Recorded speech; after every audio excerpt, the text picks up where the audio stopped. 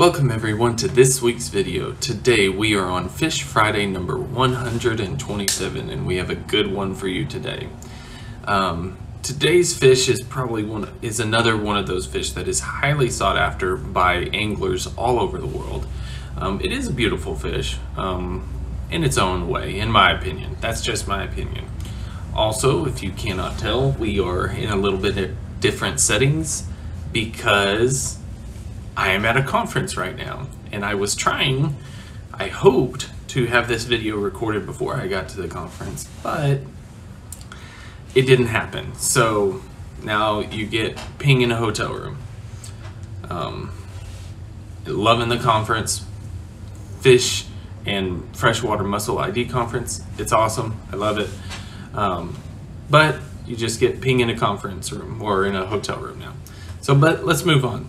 Today's fish that we're going to be talking about is, and I now realize I have to do it like this, is, bam, the smallmouth bass. So the smallmouth bass, or scientific name, Micropterus dolomieu. Again, that's Micropterus dolomieu. It is part of the family Centrarchidae, and we've talked about centrarchids in the past, which is the sunfish family. This centrarchids are known all throughout the world. You have the perch, not the perch, sorry, the what people call perch in the United States, which is all the sunfish, Lepomis. You have your black bass, largemouth bass, things like that, and that's where a lot of people will know this stuff from this deal. Sorry, I'm going to turn off the AC because it's distracting. But yeah, so the smallmouth bass, you might know it as the smallie or the bronzeback, if you've ever heard those terms before. It's really native to the upper part of the Mississippi River Basin, upper and middle part of the Mississippi River Basin, St. Lawrence River, Hudson Bay area. So it's really around those Great Lakes area and coming down from the Mississippi. There is a certain subspecies of smallmouth bass that's found around the Oklahoma area called the Neosho smallmouth bass. I do think it's a subspecies, not an actual species, but I did think it worth it to mention when you think about it. You know, Oklahoma up to the Great Lakes up into Canada, that's a pretty wide range, but it has been spread all across the world through both intentional stockings and many illegal introductions. And the reason why they're illegal is because it is known that this thing can be pretty invasive and hurt the local animals of the local ecosystem. Now, in terms of where you'll find these are going to be found in your clearer and colder water as compared to largemouth bass. So a lot more streams and rivers. They really like that colder water, that clear, crystal clear water. But something interesting to note about these is when they get colder, when the water gets colder, when the water is starts getting below 15 degrees Celsius or about 60 degrees Fahrenheit, the smallmouth will actually migrate. They migrate incredible distances even. They'll migrate looking for those deeper pools, and when they find a place that they think is going to be stable throughout the winter, they will actually enter a semi-hibernation state where they just basically rarely feed and just kind of sit there and saying, I'm waiting for the warmer months. Think, you know, bears, semi-hibernation. But that's not fairly uncommon in the fish world. In fact, that's fairly common in the fish world. What's unusual is the distances that the smallmouth goes for it. The smallmouth migration patterns can be really long. Like, it's not uncommon for them to travel over 10 miles in a day, just in one day, but they've actually gone more than 60 miles, which I believe is 25 kilometers. Let me go look this up. Super quick. Sorry about that. So 96 kilometers, so almost 100 kilometers. Wow, it's a lot now. They do love structure. These are not open water pelagic fish. They love living in rock piles and around stumps and everything. But they still do, like, because they're in those streams and rivers, it's very obvious, you know, that they really prefer these stronger currents, and they can survive in excessively strong currents, much stronger currents than the largemouth bass. So because of that, you usually find them deeper than largemouth bass. Largemouth bass, they're kind of a sluggish water fish. They really like the reservoirs, the backwaters, slack water channels. They don't really like to, in my opinion, they don't really like those currents too much. Now, the smallmouth bass is smaller than a largemouth bass. We're gonna get into the description right here, so I'm having to show you the pictures from my phone. So, if I can get it to focus. So you have the smallmouth bass. It is smaller than a largemouth on average. Males are usually around 0.9 kilograms, which is just under 2 pounds. And females are usually between 1.4 to 2.7 kilograms, which is about 3 to 6 pounds. They can get significantly larger though. The current world record was caught in Kentucky in 1955, and it weighed just under 5.4 kilograms, 11 pounds, 15 ounces. That is an absolute monster smallmouth bass. In terms of color, this is what you see in a lot of pictures. However, if you're out in the wild, you're gonna see them a lot like this. They look excessively plain. And the reason why is if they're stressed or they're cold, especially if they're not in a lot of rocks, they're just going to have this kind of blank stare. But if you pull them out and let them warm up a little bit, they will get into this coloration right in here. Now, the most common question is, how do I tell the difference between a smallmouth bass and a largemouth bass? And here are some characteristics, and I really only like two characteristics. If you look right here, the smallmouth bass, it says no gap in the dorsal. So on the dorsal fin, these fish actually have 2 dorsal fins that are combined. The front dorsal fin is spiny with soft dorsal rays on the back, and on the smallmouth bass, it looks like they're connected. There is no gap, like you can easily see that.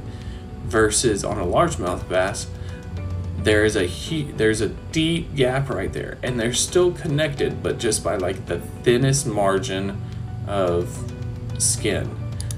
So if you look right here, you can easily see that it's connected right there. Maybe not on my phone, but you can see that it looks connected right there as well. The other way to tell, which I'm not good at, is to look at the jawbone. Does the jawbone extend past the rear part of the eye when closed? So right there to there, versus this one will extend to halfway. I don't see it excessively well because, I don't know, it's a very slim character. But basically, does the rear jawbone extend only to the middle of the eye, or does it extend past the big of the eye? Which only works really in adults, by the way. It does have some coloration though. When it's, you know, nice and pretty, it's going to have, I think pretty commonly, this red eye. It's going to have these radiating lines on the cheek, and then you have this bronze barring pattern. Largemouth bass are usually going to have this kind of singular dorsal or ventral band right here, maybe some barring, whereas the smallmouth bass is usually kind of broken up into significant barring. It does have that orange, or not orange, that sort of copper bronze color to it. So it's relatively easy. The problem is when you get things like that, that's where the dorsal fin and the mouth characteristics really come into play. And there's some other characteristics, but that'll handle 95% of the time, I think. Now, these are a voracious predator, extremely voracious. That's why they're so heavily sought after by anglers. Anglers love to go after these fish because they have such a voracious appetite. They want to eat, so they're easier to fish. And we can get into fishing techniques in any way you want, but I mean, we can talk about fishing techniques for a long time, but they eat crayfish, insects, amphibians, smaller fish. They eat just basically everything. Now they can be invasive. They can be a problem in some places, in places that they're not native to. They will cause a lot of problems. They'll destroy local fauna. But what's interesting is where they're native to, there's other invasive things. So it's one of those animals that you need. It's very specific. Just because something is native to the United States does not mean it's an invasive species. Just because something could have been there in the past doesn't mean it's invasive. There's multiple instances of trees and other things where the species can be invasive. Even in its local area, we have cedar. If you ever go to the hill country of Texas, you know cedar. Cedar trees are highly invasive, but they are native. They are supposed to be here. So, now, like I said, in terms of fishing, I mean, we can talk about drop shotting, we can talk about Carolina rigging, square bill, crankbait. I mean, there's just, go somewhere out. Well, not go somewhere. Do your own research. If you're going after these fish to fish for them, I'm going to just say the old adage said by every professional angler in the world and every fly fisherman in the world: match the hatch. Match the hatch. But now for the interesting fact that we're going to end the video on, which I have no idea how long I've been going because I cannot see my recording stuff. So I hope it's a good length for you.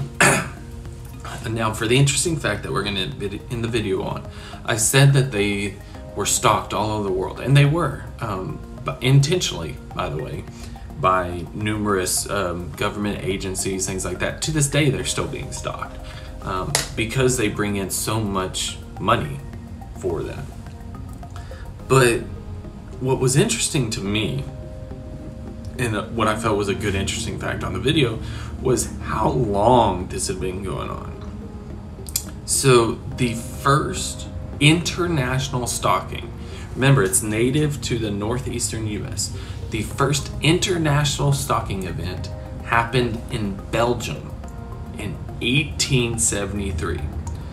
That is how long, basically not long after Europeans got here, they decided this fish is cool, I'm gonna go take it back home. So the first international stalking event happened in 1873, which is bizarre, by the way. And then since then, it's been going, like when I said all over the world, I actually do mean all over the world. South Africa, Hawaii, Austria, Slovakia, Guam, Fiji, let's see what else we got. France, Germany, Czech Republic, Mexico, Belize, Scandinavia, British Isles. Like, they've been introduced everywhere. There's so many places that they've been done, and there's probably even more places that they've been done that are just not on this list. It's insane how much this fish has been propagated throughout the world. But what was interesting to me, and I hope was interesting to you, and this wasn't just a boring fish fact or a boring fact in the video, on 1873. I mean, it's, you know, people really think that it was really the advent of like motorized vehicles that spread a lot of species, but that just isn't the case. I mean, 1873, that was not an easy trip getting from Europe to North America at the time. So for me, that's an interesting video. But thank you guys so much again. I really appreciate it. Hope to see you again. If I don't, please be safe. Have a great day. Please leave a like, comment, and subscribe if you do. I'd really appreciate it. Hope to see you again. Hope you didn't mind the hotel room. Hope you didn't mind the slightly less quality as compared to there, and having to physically show you the pictures from my phone. But regardless, take care of yourselves. Take care of your loved ones. Happy holidays. Next week will be a Fish Friday for Christmas. Have a great day, everyone. Peace.